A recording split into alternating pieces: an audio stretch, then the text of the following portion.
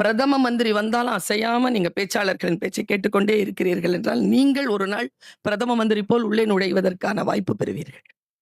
யார் வேண்டுமானாலும் வரட்டும். இந்த கவனம் இருக்கா? வெற்றியாளர்கள் எல்லோரும் வாய்ப்புகளை பயன்படுத்தி கொண்டவர்கள் தான். என்னுடைய வாழ்க்கையை நான் தொடங்கியது ஒரு பிடி டீச்சரா, ஒரு பென்சிலோட. 23 இயர்ஸ் கையில பென்சில். எல்கேஜி யூகேஜி குழந்தைகளுக்கு பிடி டீச்சர் நான். அங்க சில விஷயங்கள் நடந்தது அந்த ஸ்கூல்ல. 3 months தான் ஒர்க் பண்ணேன் நான் அந்த ஸ்கூல்ல. சில விஷயங்கள் நடந்தது. நான் எந்த மாதிரியான கிரீச்சர்னா, யாராவது திட்டினாலோ, யாராவது அவமானப்படுத்தினாலோ, யாராவது என்ன கேவலப்படுத்தினாலோ நான் திரும்பி ரியாக்டே பண்ண மாட்டேன். அப்படியே அப்சர்வ் பண்ணி வச்சுப்பேன். யார் நம்மளை அவமானப்படுத்தினாங்களோ, யார் நம்மளை கிரிட்டிசைஸ் பண்ணாங்களோ அவங்களுக்கு முன்னால உயர்ந்து காட்டுவேன். அதுதான் அவர்களுக்கு தருகின்ற பதில் என்பது தெரிந்த பிறகு வெற்றியை ருசிக்க தொடங்கினேன் நான். அதான் பதில். அவங்களோட சண்டை போடுறது இல்ல பதில். எப்படி வெற்றி பெறுவது? ஒரு பிடி டீச்சரா போற நான்,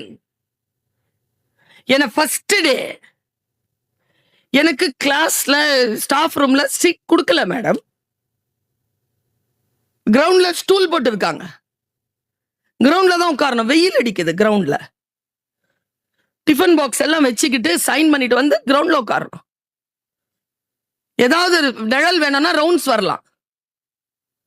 அப்படி ரவுண்ட்ஸ் வந்துட்டு இருக்கும்போது ஒரு கிளாஸ் ஃப்ரீயா இருக்கு, உள்ள நுழையிறேன். உள்ள நுழைகின்ற பொழுது அங்க கிளாஸ் இல்ல. என்ன கிளாஸ்னு கேட்டேன். Thirukkural class, Tamil class.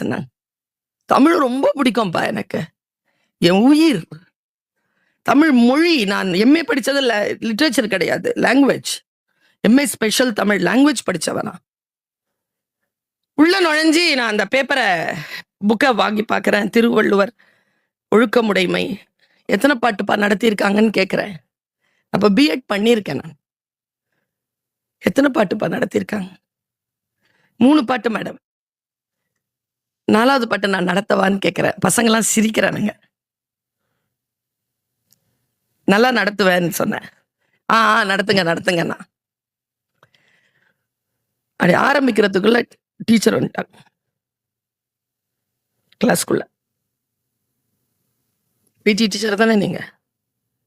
தமிழ் புக்கை வச்சுட்டு என்ன பண்றீங்க? போங்க வெளியில.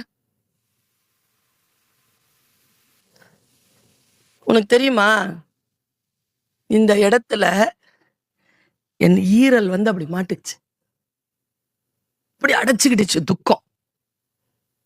தமிழ் கையில புக் இருக்கு, படிச்ச படிப்பு இருக்கு, ஆனால் அதிகாரம் இல்லை, நடத்த முடியாது.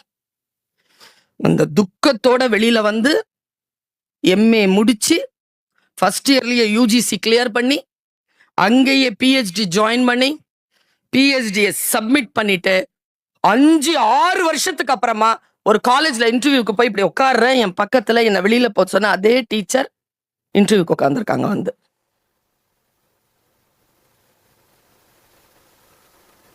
என்னுடைய பிரம்மா லிபி 2 பேருமே செலக்ட் ஆயிட்டோம்.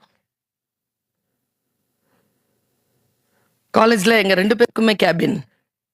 நானும் அவங்களும் பக்கத்துல உட்காந்துருக்கோம். ஆனா என்ன ஒரே ஒரு இயற்கை எனக்கு கொடுத்த ஒரு டிக் தெரியுமா?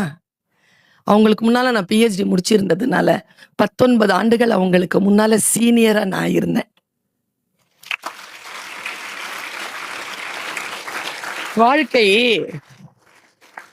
சில நேரங்களில் உங்களுக்கு வாய்ப்பு கொடுக்கும் குழந்தைங்க. அப்ப வெளிப்பட்டுடாதீங்க, டக்குன்னு வெளிப்படாதீங்க. அப்படி